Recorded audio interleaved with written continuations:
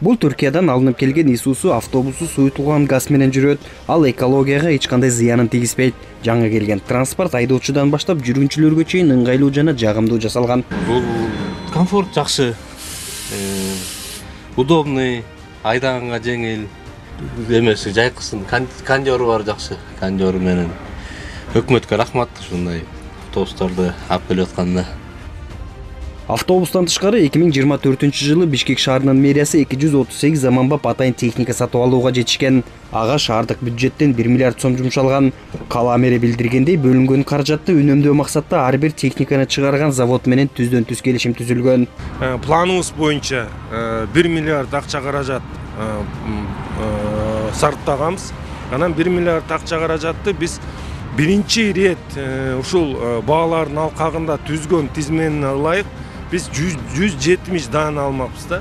Анан кийин заводдорго түздөн түз ушу биздин жетекчиликтин тапшырмасы менен жерине жиберип ушул заводдор менен сүйлөшүү жүргүзгөндө биз 170 даана техниканы алгандан кийин 450 миллион сом үнөмдөгөнгө мүмкүнчүлүк алдык да. Минтип шаарыбыздын техникалык базасы жаңыланып турат. Алардын ичинде таштандыларды ташуучу унаалар, шыпыруучу жана сугаруу машиналары, бактарактарды бутоо жана жашылдандыруу, көчөлөрдү жарыктандырууда колдонулуучу машиналар, жол инфраструктурасын тейлөө үчүн техникалар, бульдозерлер, самосвалдар, ошондой эле авариялык жана суу ташуучу унаалар бар. Техника, ар кандай техника бар. Тазалыкка Бишкек жашыл курулушка бөлүндү, Бишкек жарык ишканасына да бөлүндү. Ар кандай ар кайсы техника бар. Мусоровоздордон баштап тетиги кран манипуляторлорго чейин техника келди. Мэрия былтыр башка дагы көп алгылыктуу иштерди аткарды. Анда экономиканын өсүү темпи байкалап, өнөр жай өндүрүшүнүн, кызмат көрсөтүүлөрдүн, тышкы сооданын, инвестициянын жана курулуштун өсүшү менен жыйынтыкталды. Бишкек шаарынын социалдык экономикалык өнүктүрүү программасы жана Бишкек шаарынын социалдык экономикалык өнүгүүсүнүн 2024-жылга карата жыйынтыктары жана 2025-жылга карата милдеттери жөнүндө коллегиясында министрлер кабинетинин төрагасы Адылбек Касымалиев катышып, борборду өнүктүрүү боюнча бир катар тапшырмаларды берди.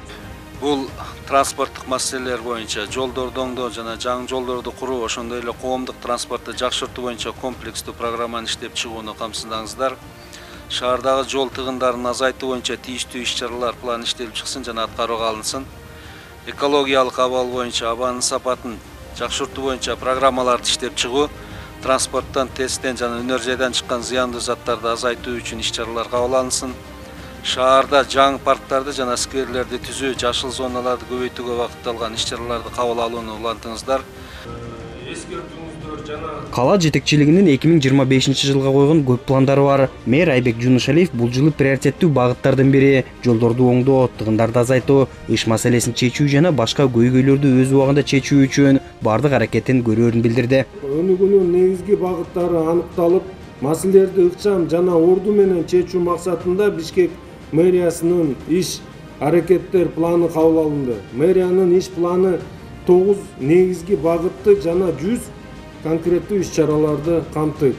Жарандардын жашоо сапатын жакшыртууга багытталган долбоорлор ишке ашырылат. Бул максатта ишке ашыруу үчүн дүйнөлүк лидер болуп саналган Жапония Nikken Sekai компаниясы менен биргеликте шаар курулушунун өнүктүрүү концептуалдык планы иштелип чыкты. Ошондой эле бул жылы экологиялык абалда турак жай коммуналдык чарба тармагындагы шарттарды жакшыртуу пландар бар. Жаңы бала бакча, мектептер, спорттук объектилер курулат. Мындан тышкары Аламедин жана Аларча дарыясы тазаланат. Жараксыз болуп калган 22 фонтан кайрадан жаңыланып ишке берилет. Телегайтелев Элдар Анарбеков, ЛТР, Бишкек.